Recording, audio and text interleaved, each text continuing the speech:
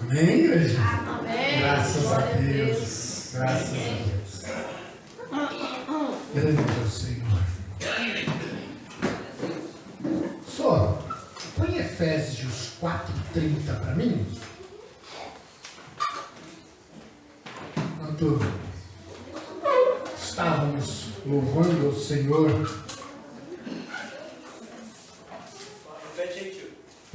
Efésios 4:30, enquanto estávamos louvando ao Senhor, nós dizíamos, e eu gosto muito de lembrar aquilo que nós cantamos, e nós cantávamos: Cristo vive em mim. Aleluia. Aleluia. Cristo vive em mim. E se Cristo vive em nós, Ele vive através de quem? Na nossa vida? O Espírito Santo. E eu me lembrei desse texto, Efésios 4:30. E não entristeçais o Espírito Santo de Deus, no qual estáis selados para o dia da redenção. Glória a Deus. E não entristeçais o Espírito Santo de Deus. Volta no 30. O qual estáis selados para o dia da redenção. Põe 31, sou. Toda amargura, e ira, e cólera, e gritaria, e blasfêmia, e toda malícia sejam tirados dentre vós. 32. Antes, sede uns para com os outros, benignos, misericordiosos, perdoando-vos uns aos outros, como também Deus vos perdoou. Louvado seja Deus. E eu quero, antes de passar a palavra para o pastor Edilson, as crianças saírem, Cristo vive em mim. E não entristeçais o Espírito Santo. Aqui foi relatado nesse texto tantas formas de que nós entristeçamos o Espírito Santo. E eu quero agora fazer um desafio para você. Um desafio que vem do coração do Senhor para a tua vida. Assim mesmo sentados. Se você tem um vício que tem entristecido o Espírito Santo, Cristo vive em nós. E se você tem um vício que tem entristecido o Espírito Santo, eu quero que você baixe a sua cabeça agora, em nome de Jesus Cristo. Eu entendo que o Senhor quer limpar o nosso coração, a nossa alma, quer tirar tudo aquilo de ruim, como cantamos, porque Ele vive em nós. E eu sei o quanto você luta com isso. Mas precisamos tomar posse daquilo que Deus nos deu. Tomar posse da cruz do Calvário, porque Ele morreu lá para que a gente tivesse vida, para que fôssemos libertos de tudo quanto é tranqueira. E eu quero agora orar. Vem cá, pastor, vamos orar por você. Baixa a tua cabeça. Em nome de Jesus Cristo, abaixa a tua cabeça, que nós vamos orar, pedindo a Deus que tire esse vício que tem te atrapalhado, que tem feito com que você se entristeça e entristeça o Espírito Santo de Deus. Coloque a sua vida diante do Senhor. Nós vamos estar estendendo a mão e vamos orar por você. Pai Santo, Pai querido, está diante do Senhor a tua igreja. Deus, o Senhor colocou no nosso coração esse desafio nesta manhã. Que o Senhor liberte de todos os vícios que tem circulado a vida de irmãos aqui, Pai. Em nome de Jesus Cristo, tira todo mal, todo vício que está, Deus, aí arraigado na alma. Espírito Santo de Deus, sonda e tira. Em nome de Jesus Cristo, porque o Senhor morreu para que fôssemos libertos de tudo isso. Em nome de Jesus Cristo. Amém e amém. Amém, igreja? Você está liberto? Então diga amém. Então, meu, chega. A partir de hoje acabou. Tá bom? Entendeu? Para de correr, viu? Acabou. Brincadeira. Crianças, vem pra cá. Deus, amado Senhor. Vem pra cá. Jesus. Comprei pouca bolacha mesmo. Comprei pouca bolacha mesmo. Qualquer coisa você deixa que eu como no final, eu e o pastor Edilson. Vamos orar pelas crianças? Você trouxe meu kimono? Nossa, de novo, Henrique, não veio meu kimono ainda. Está guardadinho. Está guardado. Jesus.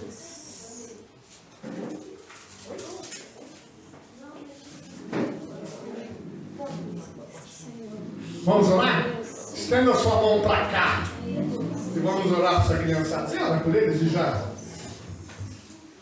Aí na sua oração, ore pelas crianças e ora por esse homem aqui, que vai trazer a palavra essa noite. Em nome de Jesus Cristo, Senhor. Noite? Noite? De manhã ainda, né? Mas estamos bem. Graças a Deus.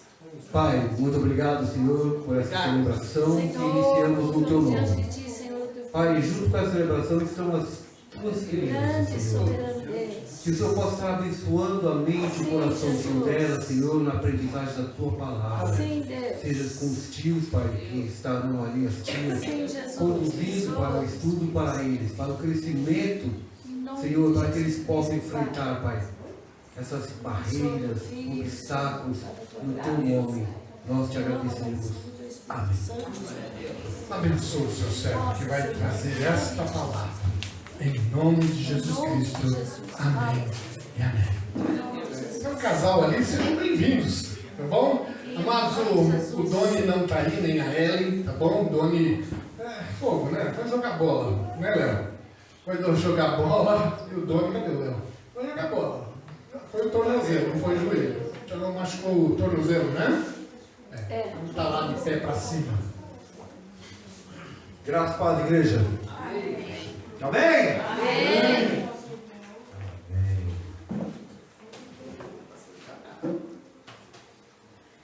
Oi, Pedro.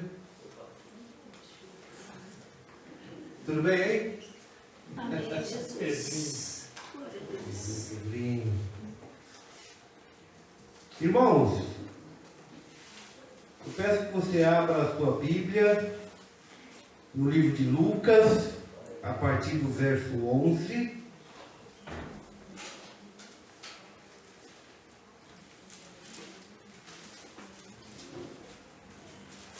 Lucas. Essa mensagem, ela é um estudo, junto com pregação, mesclando o estudo, aprendendo um pouco de arqueologia, aprendendo um pouco de história, de exegese, mas com aplicação para as nossas vidas, nesse século 21. Nós vamos aprender como que Jesus ele aplicava na época dele os contextos daquela época. Mas não fica somente no lá e então.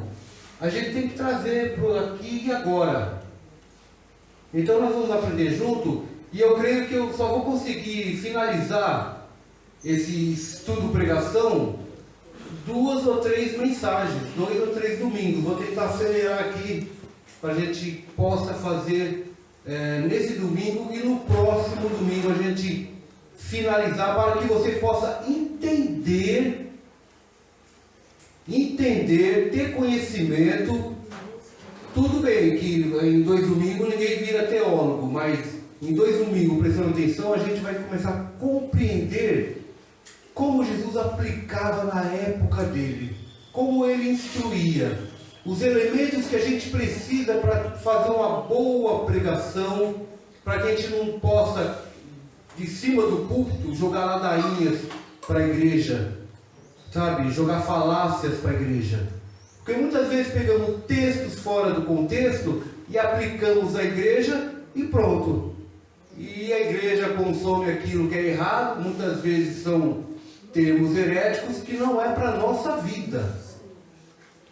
Então a gente deixa muito a desejar na hora da leitura, na hora do estudo. Sabe, quando a gente pega a Bíblia para ler, não é para ler, é para estudar a Bíblia. Porque se você quiser ler, compre qualquer livro e leia.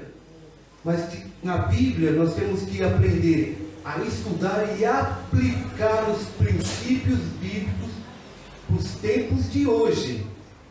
Então, em Lucas, capítulo 15, a partir do verso 11, um texto muito, muito conhecido, diz assim: E disse, um certo homem tinha 2 filhos. E o mais moço deles disse ao pai: Pai, dá-lhe a parte dos bens que me pertencem. E ele repartiu por eles a fazenda. E poucos dias depois, o filho mais novo, ajuntando tudo, partiu para uma terra longínqua e ali desperdiçou os seus bens, vivendo dissolutamente. E havendo ele gastado tudo, houve naquela terra uma grande fome e começou a padecer necessidades. E foi e chegou-se a um dos cidadãos daquela terra, o qual o mandou para os seus campos a apacentar os porcos. E desejava encher o seu estômago com as bolotas que os porcos comiam, e ninguém lhe dava nada. E tomando em si, disse: Quantos empregados de meu pai têm abundância de pão, e eu aqui pereço de fome? Levantar-me-ei e irei ter com o meu pai, e dir-lhe-ei: Pai, pequei contra o céu e pequei perante ti. Já não sou digno de ser chamado teu filho, faz-me como um dos teus empregados. E levantando-se foi para seu pai, e quando ainda estava longe, viu-se seu pai, e se moveu de íntima compaixão, e correndo lançou-lhe ao pescoço e o beijou. E o filho lhe disse: Pai, peguei contra o céu e perante ti, e já não sou digno de ser chamado teu filho. Mas o pai disse aos seus servos: Trazei depressa a melhor roupa e vestilho, e ponde-lhe um anel na mão e sandálias nos pés. E trazei o bezerro cevado e matai-o, e comamos e alegremo-nos. Porque este meu filho estava morto e reviveu, tinha se perdido e foi achado, e começaram a alegrar-se. E o seu filho mais velho estava no campo, e quando veio e chegou perto de casa, ouviu a música e as danças. E chamando um dos servos, perguntou-lhes que era aquilo. E ele lhe disse: Veio teu irmão, e teu pai matou o bezerro cevado, porque o recebeu são e salvo. Mas ele se indignou e não queria entrar. E saindo o pai, rogava-lhe que entrasse com ele. Mas respondendo ele, disse ao pai: Eis que te sirvo há tantos anos, sem nunca transgredir o teu mandamento, e nunca me deste um cabrito para alegrar-me com os meus amigos. Vindo, porém, esse teu filho, que desperdiçou os teus bens com as meretrizes, mataste-lhe um bezerro cevado. Ele disse: Filho, tu sempre estás comigo, e todas as minhas coisas são tuas. Mas era justo alegrarmos e folgarmos, porque este teu irmão estava morto e reviveu, e tinha se perdido e achou-se. Amém? Amém. Quando nós fazemos uma leitura desse livro de Lucas, a partir do verso 11, onde fala do filho pródigo, 1000 perguntas vêm à nossa cabeça. Veja só, um exemplo. Se você gosta de mexer com finanças, startup, rendimento, Ou você está envolvido no mundo financeiro. E o seu pai, ele é um empresário e tem 2 filhos. O mais velho, ele é competente, atencioso, faz estudos, se programa, acorda cedo, vai para o trabalho, procura se aprimorar para poder engrandecer a empresa do pai. É um cara disposto, é um verdadeiro herdeiro daquela fortuna. Por outro lado, o outro irmão é um vagabundo, não estuda, anda ao léu, procura fazer aquilo que só agrada a ele, sabe, é um desandado, é uma pessoa que a gente não pode dar crédito nenhum. Esse é o irmão daquele. Mas o que acontece, esse mais moço? Ele chega para o pai e fala: pai, reparta comigo o que pertence a mim, a minha herança. O pai pega, vende algumas propriedades para juntar dinheiro e dá a herança para esse filho mais novo. E ele sai mundo afora. Ele vai fazer tudo aquilo que é errado, vai entrar na bebedice, vai entrar em programas errados, e vai sair com meretrizes, e vai começar a frequentar boate, e gasta tudo aquilo que o pai deu para ele. Enquanto o mais velho está lá, trabalhando, está lá empenhado na empresa do pai. Aí, certo dia, esse filho mais moço que foi para um lugar bem longe, ele perde tudo aquilo que era dele, a herança. E ele relembra do pai, de tudo que o pai tinha, de tudo que ele tinha ali, mesmo não fazendo nada. E volta com aquela cara lambida, sabe? Aquela cara lambida, e fala: pai, eu sei que errei, eu sei que fiz tudo errado, mas eu me arrependi, entre aspas, me arrependi e vim aqui pedir perdão para o senhor. E o pai, alegre, ele pega, recebe aquele filho de volta, coloca na empresa, dá um cargo de gerência para esse incompetente. E o filho mais velho olha aquilo, porque parece uma premiação à injustiça, não parece? Esse texto não parece uma premiação à injustiça? Parece. Enquanto o mais velho está lá, se matando, trabalhando, fazendo render, o mais novo sai, pega tudo, vai para bem longe, gasta, volta com aquela cara lambida e ainda recebe um cargo de gerência na empresa. O filho mais velho, com toda certeza, tinha que se indignar, não é verdade? Vocês concordam? Ele estava sofrendo uma rejeição, ele estava sendo colocado para trás. E esse pai, a gente questiona, e esse pai, ele não tem pulso firme? Que pai mais frouxo que é esse, que o filho pega metade da herança, some, volta e ainda coloca o filho com cargo de gerência, o melhor posto que tem na empresa, e o mais velho fica ali a ver navio? Não é? Não parece que esse mais novo foi premiado diante de uma injustiça? E não parece também que o pai é aquele pai que não está nem aí se o filho fez de errado ou não, e volta para casa e ainda recebe tudo aquilo? É difícil entender. Por isso, irmãos, agora nós vamos aprender a andar para trás. Alguém já andou para trás alguma vez? Caiu? Mas e aqui, alguém já andou para trás? O pessoal fala que muitas vezes aquela pessoa que tem Alzheimer no seu começo, tem alguns exercícios, né? De andar para trás, de escrever com a mão esquerda, com a mão direita, de escrever de trás para frente. Ajuda, mas não traz nenhum benefício tão grande assim, mas ajuda.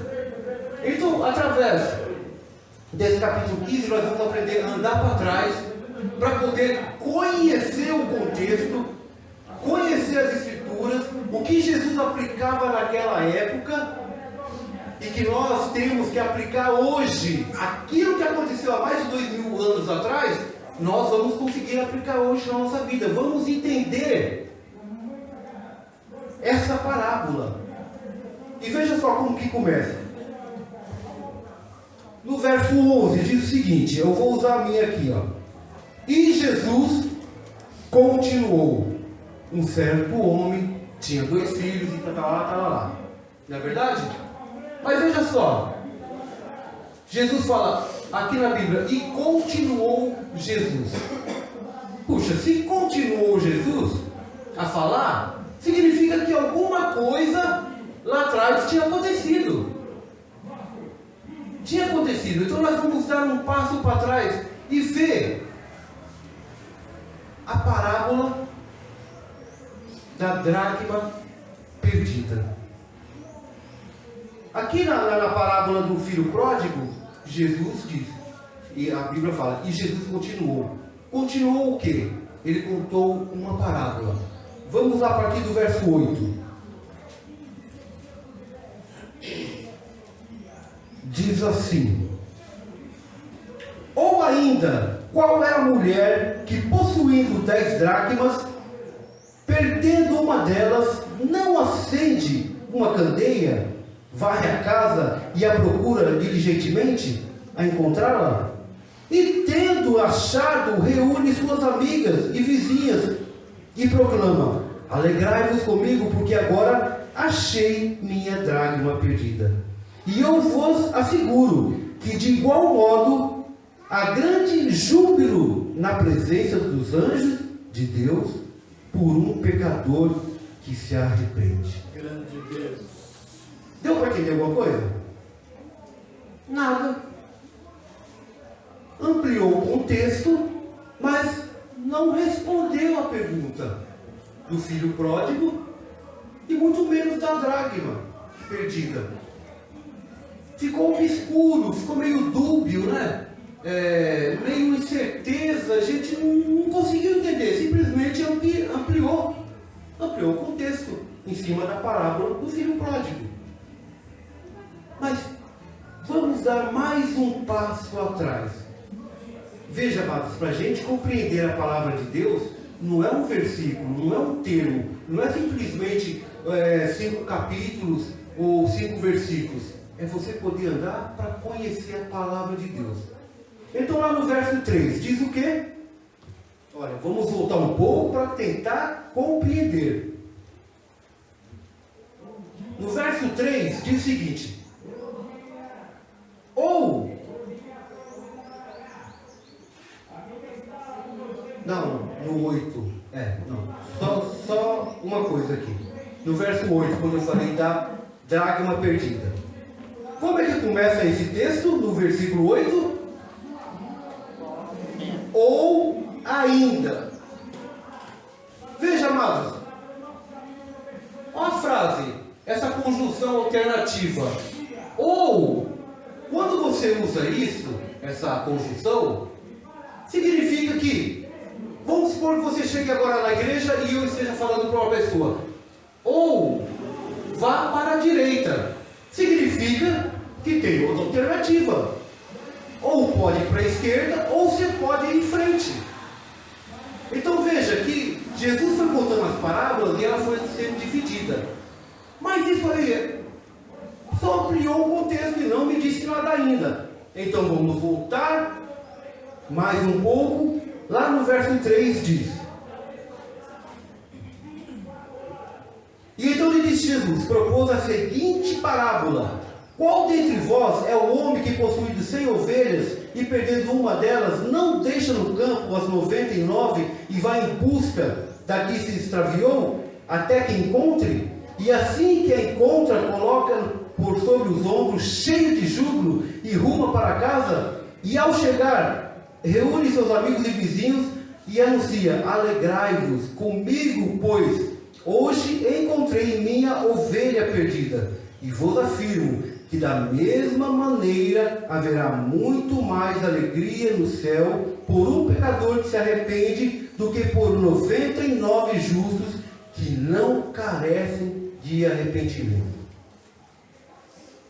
Jesus contou mais uma parábola.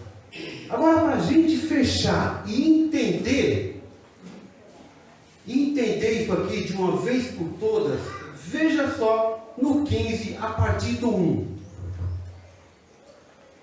E aconteceu que todos os pecadores, como os coletores de impostos e pessoas de má fama, estavam se reunindo para ouvir a Jesus. Entretanto, os fariseus e os mestres da lei o censuravam murmurando: este saúda e se mistura a pessoas desqualificadas e ainda partilha do pão com elas. Irmãos, agora é a hora de a gente usar a arqueologia, a gente usar o contexto bíblico, a gente fazer uma hermenêutica, ou seja, a gente poder entender, sabe, buscando elementos para o nosso crescimento. Veja onde tudo começa para chegarmos lá na parábola do filho pródigo. Diz que Jesus, e que aconteceu que todos os pecadores, como os coletores de impostos e pessoas de má fama, estavam se reunindo para ouvir a Jesus. Agora vamos usar a nossa mente. Olha, usa a mente agora. Vamos imaginar que aqui é uma casa com 3 cômodos. Antigamente, lá no Oriente Médio, eles construíam a casa com sobrado. Desde o sobrado, não é coisa nova, é bem antiga, há mais de 2000 anos. Na parte de baixo, irmãos, dessa casa, ali a família tinha os animais, tinha um burrinho, tinha ovelha, sabe? Tinha ali uma vaquinha, porque era grande, era bastante grande. Então eles tinham os animais que ficavam ali. E tinha a cozinha também, da família, que ficava lá embaixo. Ela ficava lá embaixo. E a casa só tinha uma entrada. Uma entrada. Depois, no segundo andar, o que é que tinha? Tinha os quartos da família. Tinha um quarto para a família e tinha outro, caso tivesse hóspedes. Então tinha ali embaixo, né, os animais, a família, a cozinha ficava lá embaixo. Agora, o local onde eles tinham mais acesso era no terceiro, o terraço da casa. Ali é onde tinha a koinonia, que é a comunhão. Ali eles recebiam as pessoas, ali eles conversavam, ali tinha entretenimento, sociabilidade naquele local. Era o local mais conservado, era o local onde as pessoas mesmo ficavam, recebiam os amigos, conversavam, brincavam. As mulheres ali, os grãos, elas escolhiam lá em cima, e os homens ficavam ali junto com as mulheres, conversando, as mulheres costurando.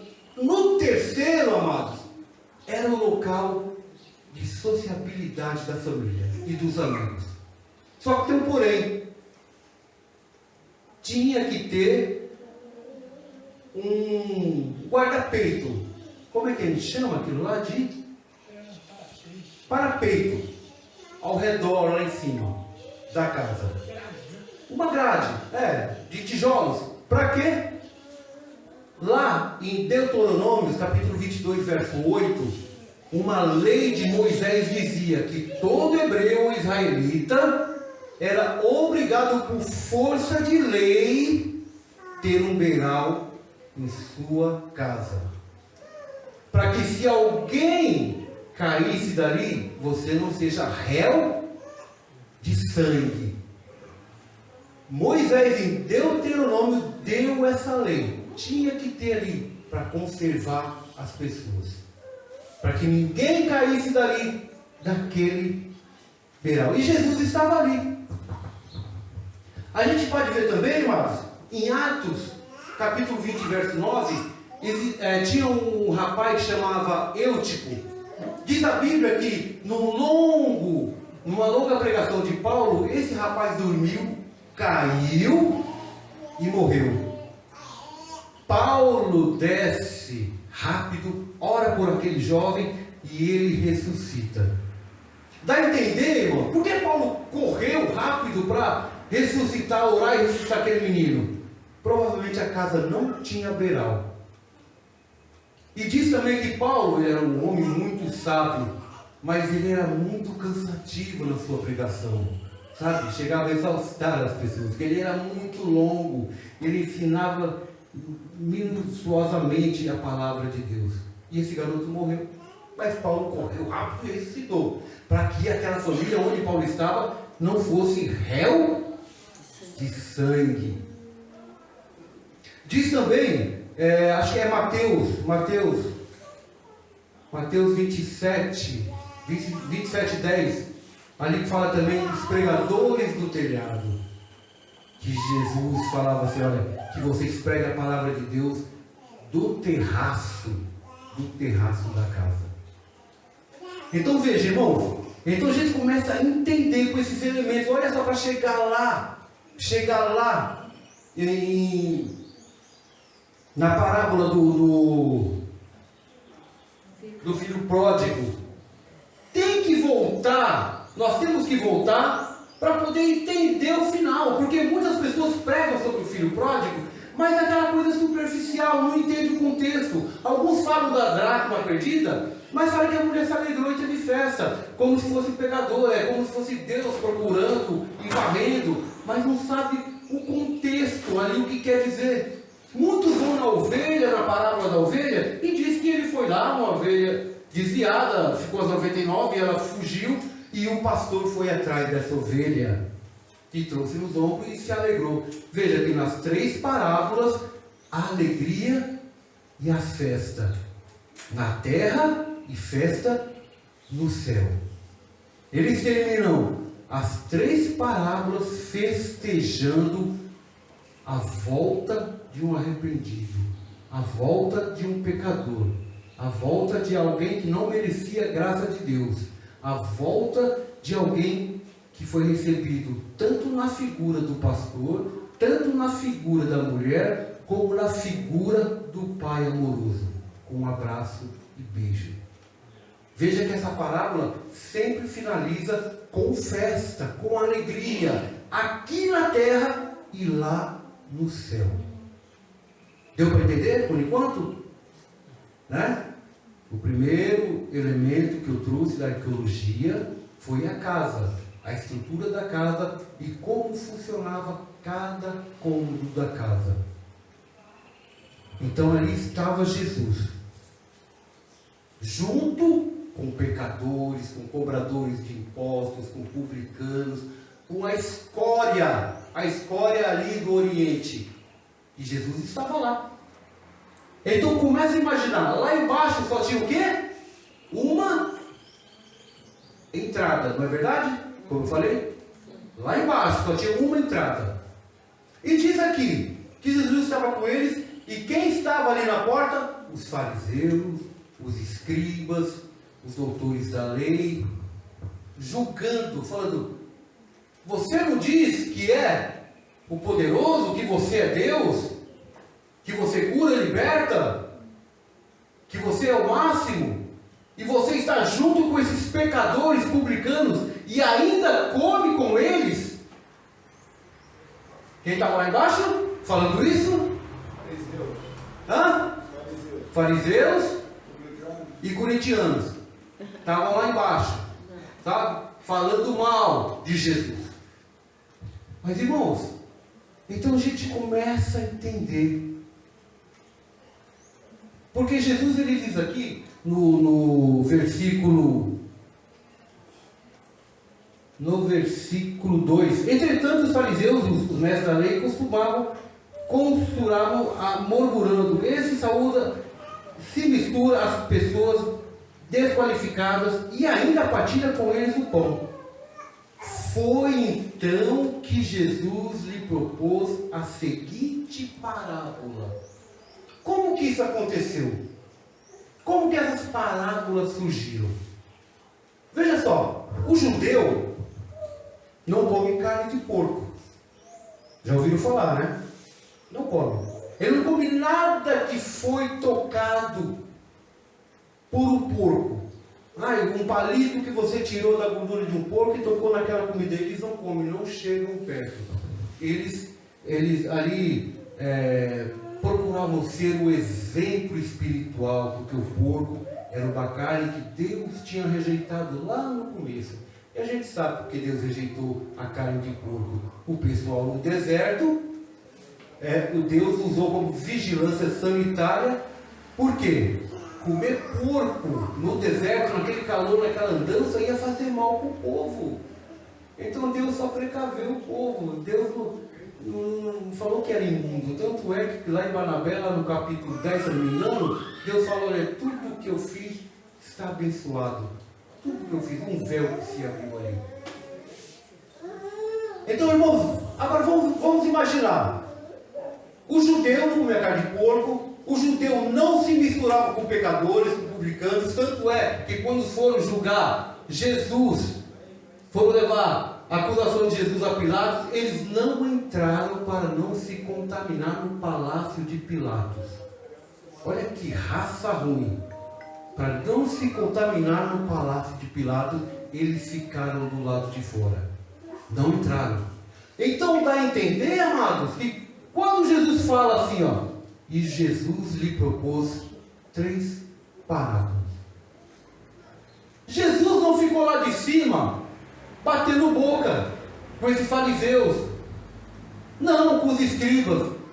Jesus tinha classe, Jesus tinha ética. Jesus tinha moral. Ele não foi na sacada e começou a discutir com eles. De maneira nenhuma. Então dá-se a entender que Jesus desceu, chegou até a porta, que só tinha uma entrada, e foi falar com os fariseus, escribas e doutores da lei. Jesus tanto amava aquele povo pecador que lá com ele comia, como amava também esses aí que o acusavam. Porque Deus é amor, irmãos, Deus é amor. É um amor tão imenso que se fosse qualquer um de nós e chegasse aquela briga, aquela fofoca, aquele negócio aí embaixo de acusação, a gente lá de cima ia jogar pedra, ia jogar água, né? Ia gritar, ia xingar. Jesus desceu, porque Jesus sabia que eles não entravam para se misturar com aqueles que estavam na imundície, que era escória, que não fazia parte do povo dele. Aí Jesus começa a propor. E ele propõe 3 parábolas. A primeira parábola, irmãos, diz o quê? É da ovelha perdida, correto? Amém? Amém. Amém. Eles montam jejum? Jejum de amém? Vamos para o restaurante? Amém. A boca fica desse tamanho, né? Aí cresce, né? Irmãos, aí Jesus vai lá e encontra com os fariseus lá embaixo. Ele propõe para eles: olha, tinha um homem que tinha 100 ovelhas, uma desgarrou, foi embora, e as 99 ficaram lá.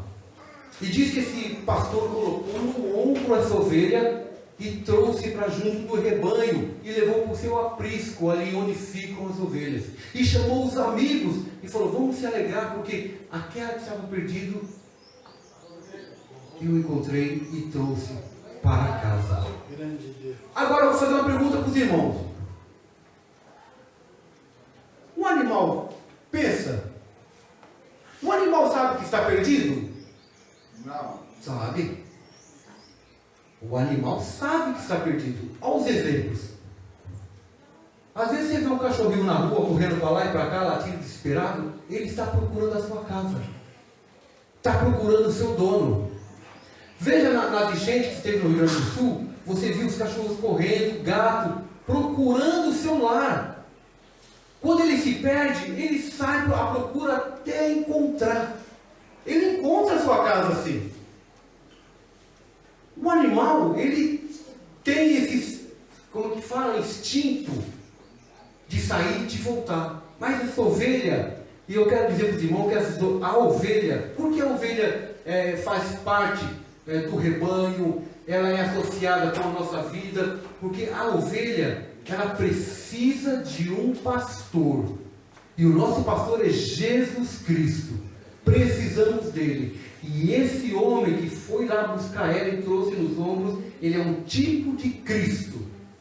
É aquele que carrega você no ombro. É aquele que chora por você. É aquele que está no meio da imundícia, procurando salvar aquele que está perdido. E além disso, desce para conversar com aqueles que acusam e aqueles que fazem mal à nossa vida. Então veja, a ovelha, essa ovelha, ela está perdida, ela sabe que está perdida, e está perdida fora de casa. Vamos de novo? A ovelha está perdida, sabe que está perdida fora de casa. O que isso significa para a gente? Irmãos, tem pessoas que fazem parte do corpo de Cristo, porque Deus é amor e recebe do jeito que é, do jeito que está, mas Ele recebe para fazer uma mudança na nossa vida. E quantas ovelhas estão longe, perdidas? Elas sabem que está perdida, mas ela não volta. É papel nosso ir atrás. É papel nosso falar de Cristo. É papel nosso falar de salvação. É papel de nós ser exemplo, como esse homem foi. Ele deixou as 99 que não carecia de arrependimento, mas foi atrás daquela que estava perdida. Deus não quer que nenhum se perca. Nenhum. Quantas vezes a gente tem aquele monte de moeda, né? Perdeu uma, você, tem um monte aqui, tá bom. Com Deus não é assim não. Ele foi porque ele sabia que aquela ovelha estava perdida. Sabia que estava perdida. E perdida fora de casa. E ele trouxe e fez uma festa, um banquete. Deu para entender como é que funciona aí na ovelha? Sabe? Está perdido. Perdida fora Fora de casa. de casa. Sabe que está perdida fora do rebanho, fora de casa. Agora, para a gente fechar, porque eu vou ter que fazer isso aqui no próximo domingo, para a gente fechar essa pregação. Diz aqui de uma mulher que tinha 10 moedas. Perdeu uma e ela ficou desesperada com a vassoura varrendo ali para ver se achava, e acende uma lamparina e começa. Essa mulher estava desesperada procurando essa moeda. E quando ela acha essa moeda, ela chama as amigas e ali elas comemoram, festejam, porque encontrou aquela moeda. Agora eu pergunto para os irmãos: a moeda sabe que está perdida? Não, ela não tem sinapse, ela não tem raciocínio, ela não pensa, né? Ela não sabe que está perdida. Mas ela está perdida onde? Dentro de casa. Essa moeda está perdida dentro de casa. Não sabe que está perdido. E está perdida dentro de casa. O que acontece, irmãos? Muitas vezes alguns de nós, que fazemos parte do corpo de Cristo, que fazemos parte do espaço físico, sabe? Fazemos parte da igreja, ou fazemos parte de uma comunidade, sabe? Que promove ali o bem. E você está nesse meio, e você não sabe o que está fazendo nesse meio. É como se fosse a moeda. Está perdida, não sabe que está perdida, mas está perdida dentro de casa. Quantas vezes a gente vê dentro das igrejas aquele rebu, aquele alvoroço, joga para lá, joga para cá, começa a falar, não tem compromisso com o corpo, com a igreja, com Cristo, com os pastores, com os irmãos, com os líderes, sabe? A gente começa um negócio e essa pessoa sai correndo, sabe? Não consegue abraçar, não consegue fazer nada. Joga para os outros, sabe Isaías? Quando fala assim, eis-me aqui, Senhor, já ouviram? Envia-me, envia outro. Envia outro. Eu estou aqui, mas envia outro. Eu não vou. É isso muitas vezes que acontece, que é uma moeda perdida dentro da igreja. Existem irmãos que estão perdidos, não sabem que está perdido, e está perdido dentro de casa. Quantos na família tem pessoas perdidas dentro de casa? Quantos estão perdidos dentro do seu serviço, dentro do seu negócio, dentro do seu trabalho? Quantos estão perdidos dentro da igreja? Desafios nós lançamos muitos, e não estou falando da nossa igreja aqui, a Peniel, as igrejas que pregam piamente a palavra de Deus. Quantos desafios são lançados para os irmãos abraçarem? Se você gosta de trabalhar, você está no lugar certo, é a igreja. Porque aqui, irmãos, tem serviço para todos. Aqui não falta serviço, não falta serviço. Mas cadê aqueles que abraçam? Cadê aqueles que falam, eis-me aqui como 5 valentes de Davi, quando foram guerrear? E diz que um deles segurava a espada com tanta força, que parecia que tinha uma cãibra na mão, que não soltava aquela espada, e venceram em nome de Jesus. Aleluia. E você tem uma espada na tua mão, a palavra de Deus. Você tem uma espada no teu coração, o Espírito Santo. Você tem uma espada na sua mente, Jesus Cristo. Você é um homem e uma mulher valente. Mas levante-se.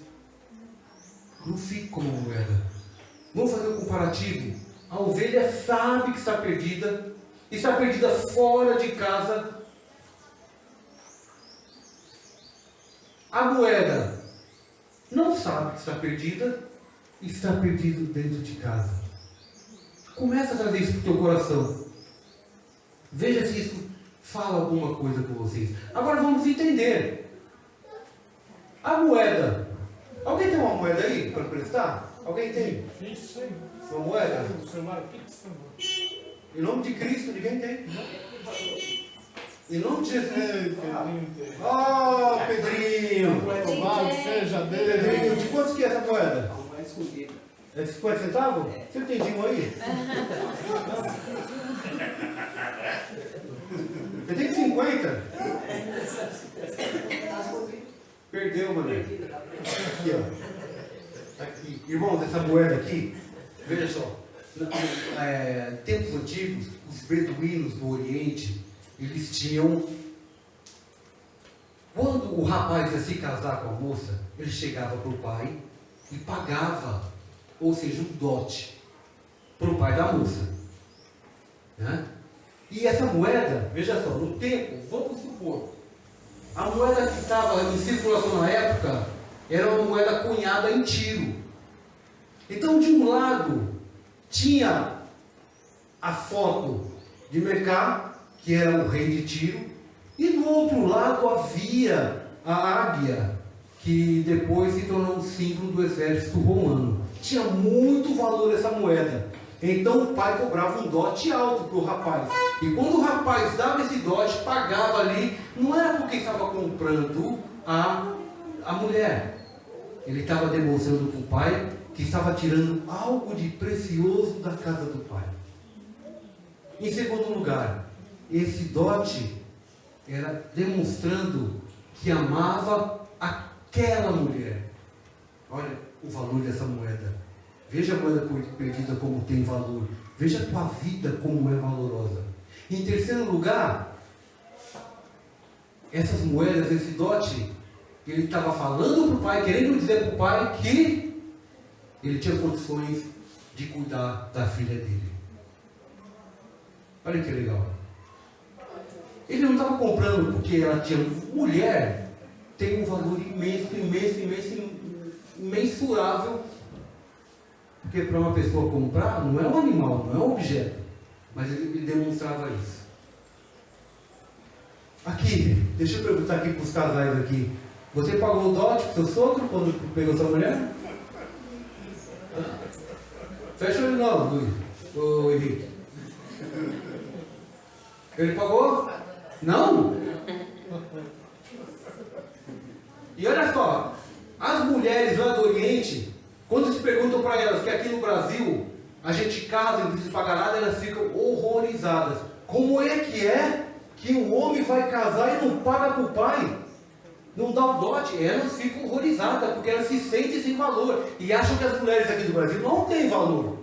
Mas têm valor. É a cultura que é diferente. O que essa mulher fazia com essa moeda? O pai recebeu esse dote. Nós já vamos estar encerrando um pouquinho só, tá bom? Mas hoje eu não consigo encerrar. O pai pegava essa moeda, algumas moedas, e dava de herança para a filha, no dia do casamento. O rapaz pagava para o pai, e o pai dava uma herança para ela, como se fosse um seguro de vida, que o pai dava para a sua filha. E elas, vocês podem ver que ainda remonta na Bíblia, dos tempos antigos. Você já viu aquelas mulheres que usam aquela tiara com moeda, o lenço, né? O colar de moedas? Vocês já viram isso, não já? Já. Aquelas mulheres que dançam aquela dança do ventre. Eu lembrei de você. Que tem aquelas moedas, né? O que é isso? Elas guardavam porque tinha valor. Aquilo que o pai dava para ela era um seguro de vida, caso o marido dela morresse numa guerra. Então ela tinha aquele dinheiro para poder comprar o pão, para poder se alimentar, cuidar dos filhos que ficou sem pai, ou então para ir para casa de um parente. Tinha muito valor. Veja o valor dessas moedas. Então quando uma mulher daquela se casava, ela convidava as amigas. Então ela convidava as amigas e todas vinham com esse colar, ou tiara, ou pulseira, com as moedas que ganharam do pai no dia do seu casamento para festejar com ela. Tinha um valor imenso. Caso o marido voltasse para casa, beleza, mas se não voltasse? E ela perdeu uma, e essa moeda valia mais ou menos 10% de tudo que ela tinha. Ou seja, essa mulher, hoje, se você perder um cartão de crédito na sua casa, você não fica desesperado para encontrar? Fica ou não fica? Fica. Isso quem tem cartão de crédito, né? Tem uns que tem de débito, nem cartão tem, coitado. Se perde uma moeda dessa, você já perdeu, viu? Então veja o valor dessa moeda. Por que ela se alegrou? Por que ela varreu? Porque, gente, isso era agora o sustento dela.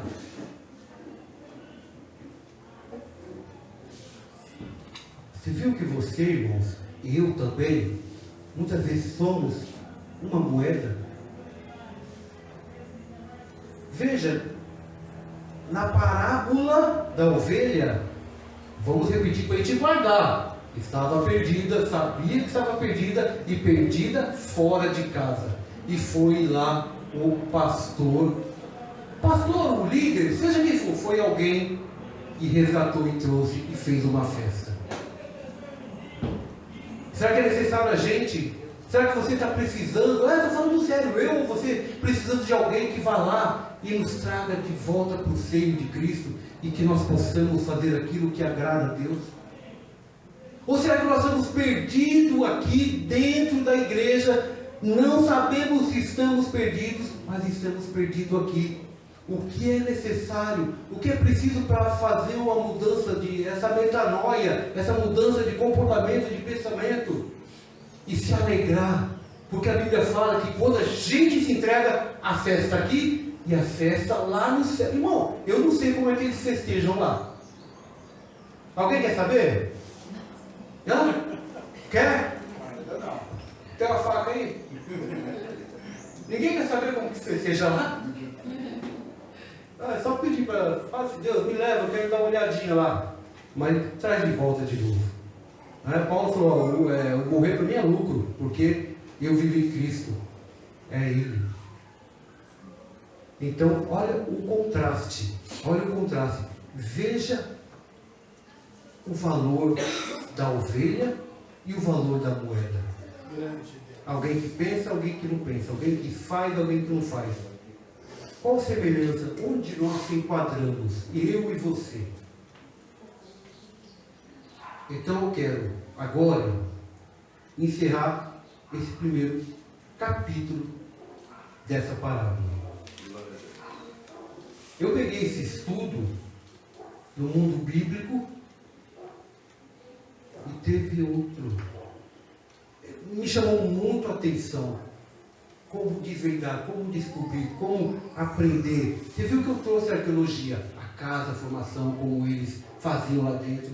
Eu trouxe contexto. Eu tive que usar 3 parábolas para chegar lá no começo do texto para poder compreender. Então agora nós estamos começando a compreender. Porque Jesus, ele foi lá, ele desceu e falou: vou propor 3 parábolas. Então Jesus desceu e foi lá. E começou pela ovelha perdida. E agora a dracma. E a próxima, nós vamos falar dos 2 filhos perdidos. A Bíblia fala de quantos filhos? Nenhum. A Bíblia não fala de nenhum filho perdido. Esse enunciado, Luiz, toda a Bíblia tem um enunciado, né? Aqui fala a parábola da moeda, fala a parábola da ovelha e fala a parábola do filho pródigo ou perdido. Só que esses enunciados não são bíblicos. Foi o autor que colocou lá para poder repartir os livros, repartir os temas, para que a gente possa entender melhor sobre o assunto. Mas 2 filhos perdidos. Isso me trouxe uma curiosidade, irmãos, que eu fiquei a semana inteira estudando e ouvindo, até entrar. Eu dormia lendo e ouvindo. Era o meu último pensamento tem que ser esse. Sabe por quê? Porque na hora que você dorme, tudo que você falou e pensou é o último. É esse que vai mexer mais com a tua mente. Então eu procurava escutar para dormir pensando naquilo que eu escutei, naquilo que eu li. Faça esse negócio na sua vida para você ver. Para de pensar no teu marido na hora de dormir, tá? Marido, para de pensar na esposa na hora de dormir. Pensa nesse crescimento espiritual. Então, domingo que vem, se você quiser aprender, para a gente arrematar isso aqui e entender, venha no próximo domingo. Nós vamos falar sobre os 2 filhos perdidos e entender por completo essas parábolas. Tá bem? Amém. Me desculpe porque eu tive que fazer, tinha muita coisa para falar aqui, mas é corrido o tempo. Eu vou tentar no próximo domingo resumir isso que nós já aprendemos e aplicar na nossa vida agora a parábola dos 2 filhos perdidos. Vamos colocar em pé? Vamos orar agradecendo a Deus.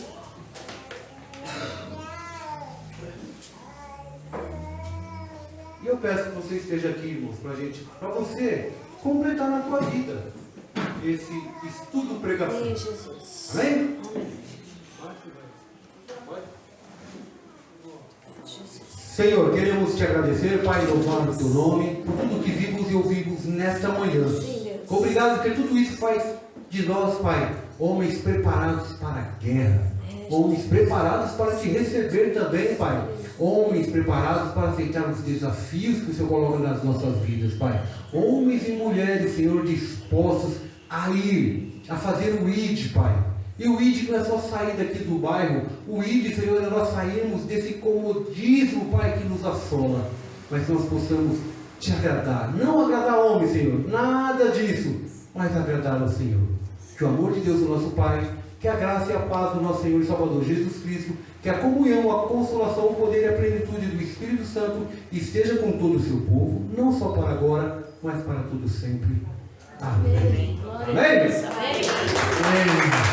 Mas quarta-feira não deu problema, não deu para fazer o culto, mas essa quarta tem, normal, tá bom? Vocês que nos visitaram, quiserem voltar, as portas estão sempre abertas. Vem muito comigo obrigado. até o final. Vem, para concluirmos, saúde seu irmão, na graça e paz do Senhor. Você vai fazer no kimono domingo? Em nome de Jesus, Domingo você faz. Kimono vai chegar. vai chegar.